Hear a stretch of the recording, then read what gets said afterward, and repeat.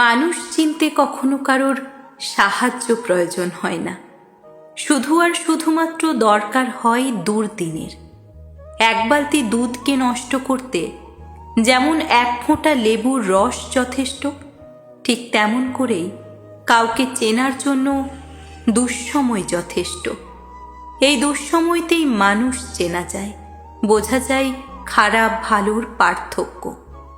তোমার সুখের দিনে যারা 12 ভূতের মতো লুটে পুটে খেয়েছে, তোমাকে প্রয়োজন করে তাদের স্বার্থ মিটিয়েছে, তারাই এখন স্বার্থপরের মতো মুখ ফিরিয়ে নিচ্ছে, চিনেও না চেনার ভান করছে। কিন্তু লক্ষ্য করলে দেখা যাবে একদিন তুমিই তাদের বিপদে সাহায্যের হাত বাড়িয়ে দিয়েছিলে, নিজের একজন করে নিয়েছিলে। নিজের মুখ পুড়িয়ে সমাজকে বুড়ো আঙুল দেখিয়ে সাহায্য করাগুলো যখন মিথ্যেবাদীর তকমা পায়, তখন হয়তো নিজে থেকেই সবটা বুঝে নিয়ে বুকের ভেতর কষ্ট চেপে রেখে সেই সমস্ত জায়গা থেকে নিজেকে সরিয়ে আনতে হয়, বোঝাতে হয় সবকিছু সবার জন্য নয়।